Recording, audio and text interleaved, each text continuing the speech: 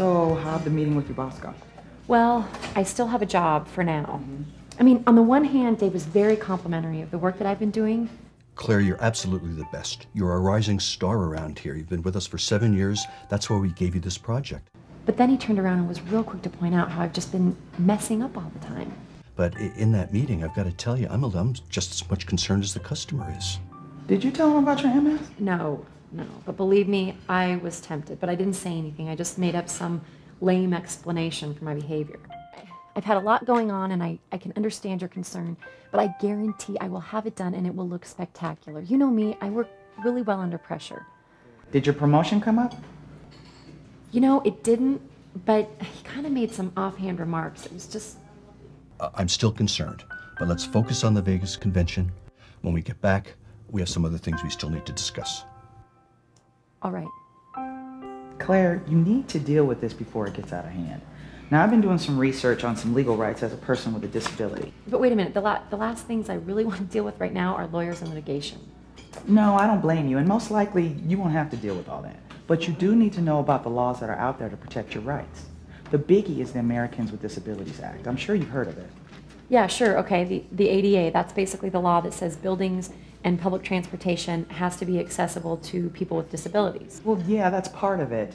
But actually, the ADA has 5 sections, or titles. Title I deals with employment issues.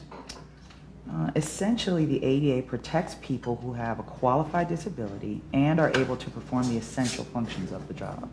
Under the ADA, qualified individual means that you possess the educational and/or experiential requirements of the job that you seek or hold. A person with a disability is defined under the ADA as someone who has a mental or physical impairment that substantially limits one or more of their major life activities. It also means that you can perform all the essential functions of that job either with or without reasonable accommodations if required. Okay, wait a minute, hold on. Vanessa, you're getting the legal jargon here now. I mean, a physical or mental disability that limits one or more major life activities? I mean, what's that supposed to mean? Well, Claire, you're no longer able to get around as easily as you used to. And with the memory problems you've been describing to me, I mean, those things are limiting your major life activities. Yeah, that's true. I mean, I've definitely been having more trouble focusing come mid-afternoon. That's right. With MS, your symptoms are either visible or invisible to others.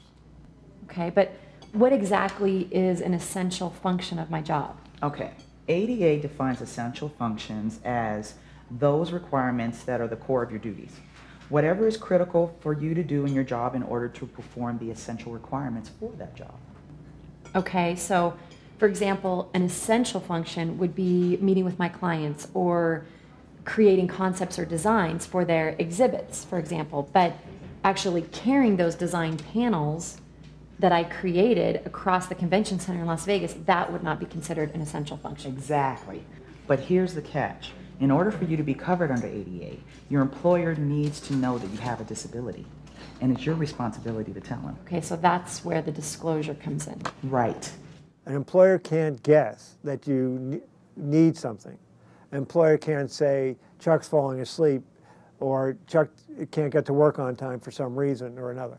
An employer has to know that my condition is affecting me, and I have to tell them. I have to make disclosure. An employer cannot ask you if you have a disability and the nature of that disability. That is not allowed, and it is illegal under the Americans with Disabilities Act. You may have a diagnosis with MS for 5 years and never tell an employer.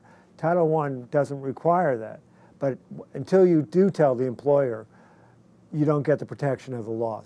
Okay, so essentially, I don't have to tell my boss anything about my MS, but if I need help with my job And accommodation. then I need to disclose. Right. I found out a little bit about making disclosures and accommodations, but we'll get into that a little bit later. Okay, but wait a minute. I work for a really small company. Do they even have to comply with the ADA? Well, generally speaking, any company that has more than 15 employees has to comply with the requirements under the ADA. Now, some companies can claim undue hardship, but those are rarely granted and they're only seen on a case-by-case basis. Now, if you find yourself looking for a new job, the ADA has this list of things that employers can and can't ask you. And they can only ask you questions that deal with the essential functions of you being able to perform your job. What an employee can be asked is, can you do these things on a job? Can you lift 10 pounds? Can you stand on your feet for 8 hours? Because that's what this job requires at the local store. If your disability is visible and perhaps you utilize a wheelchair or a scooter, an employer can only ask you a question, would you still be able to have the stamina to make it through an 8-hour day even though I see that you require the use of a wheelchair? That is something that is an appropriate question because he or she is assessing your ability to be able to maintain whatever type of energy that would enable you to perform the job task. An employee or a person with MS has a right to be in the workplace, be in society, and not be treated differently because they have MS.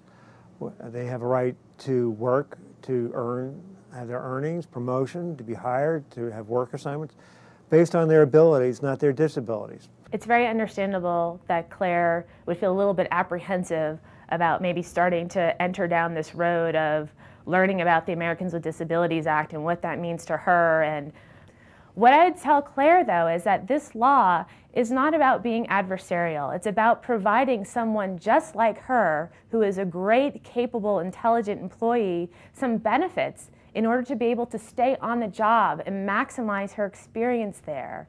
And not only is that something beneficial for Claire, but it's beneficial for her employer also. Okay, well, it's good to know that the ADA will protect my personal interests, but truthfully, I'm worried how my boss is going to react. I mean, don't get me wrong, he's a great guy, and I'm sure he'll be very sympathetic, but the bottom line is, he's going to do what's best for business. Let me tell you, there are people out there whose disabilities are far greater than yours, and their employers have no problem with making accommodations for them. For example, Joel Kahn is an engineer who's worked with Procter & Gamble for over 25 years. When he first was diagnosed with MS, he was worried about losing his job. And the first thing my neurologist told me was, don't tell anybody at work because they'll get fired. And so I was thinking of employment issues the minute I was diagnosed. And it took me 5 years to tell the people at work that I was a person with multiple sclerosis, because I was afraid that I would be fired. Joe Kahn and I have known each other since 1986. And at that time, Joel was much less limited than he is today. Let me check my calendar. Joel has a skill set that's very valuable. And so as his MS has progressed over time, it hasn't been a matter of what do we do about Joel's employment with Procter & Gamble. It's been a matter of what do we do to help Joel continue to be as productive as he is and use his skills. One of the positive things is in 1980, I went into a 3-wheeled scooter, and right after that I was promoted for the first time, which gave me confidence that I could talk the issue with my manager.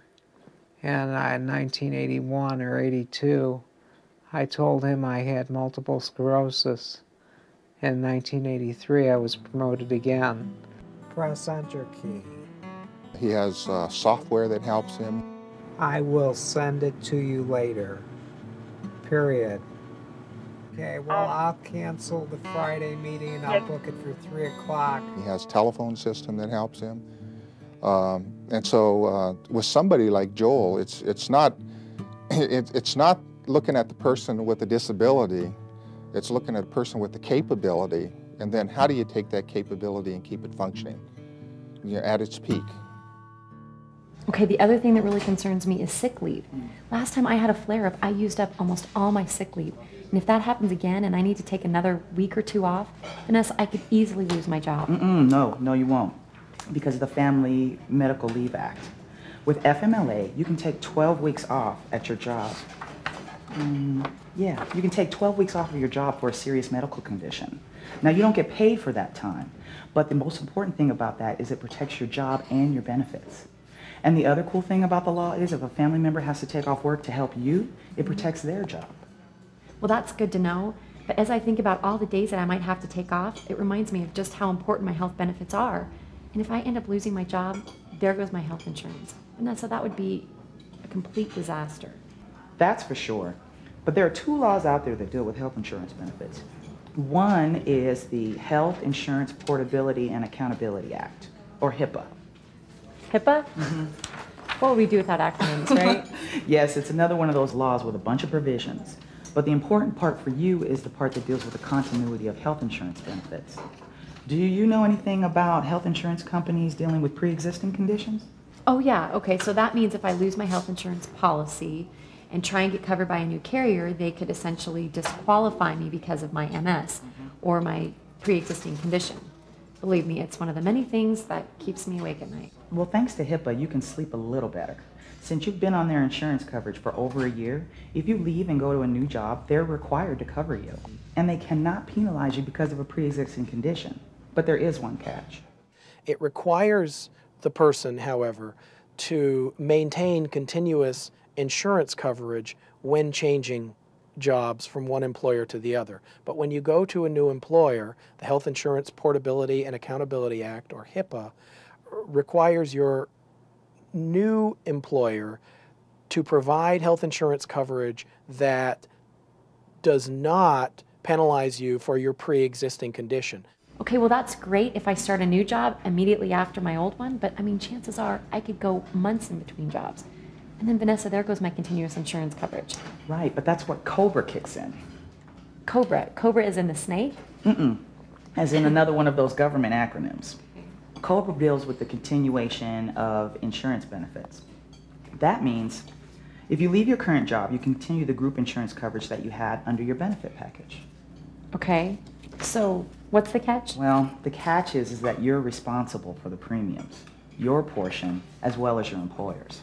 Employer may be, for example, paying $300 a month for your health insurance, and you as the employee are paying $100. COBRA says when you leave the employment, you have the right to that same exact coverage for a period of time, usually 18 months, in rare exceptions, 24 months, but you have to pay the full premium.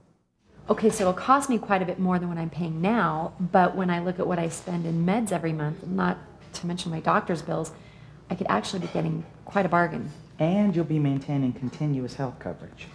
Okay, which would allow me to take advantage of HIPAA. Exactly. Oh, okay, so let me get this straight. I've got all these legal protections. The ADA will help protect me against discrimination for my disability. The Family Medical and Leave Act will allow me to take the time off that I need to in order to deal with my MS. And HIPAA and COBRA will help me with my insurance issues if I need to change jobs. Now remember, we've just talked about the general provisions of these laws. If you actually get into using any of them, make sure you look into the requirements carefully and read all of the fine print. Good advice. But in order for me to take advantage of any of these laws, I need to tell my boss. You got it, and you got to do it right. But that's for another session. For right now, you need to get home to Jenny, and me, I got to go on my date with this cute little lawyer that I met. Wait a minute. This is where you're getting all your legal information? Yes, I can't do all my research in the library. There are other ways to get information. Vanessa. Plus, I'm single. I need to,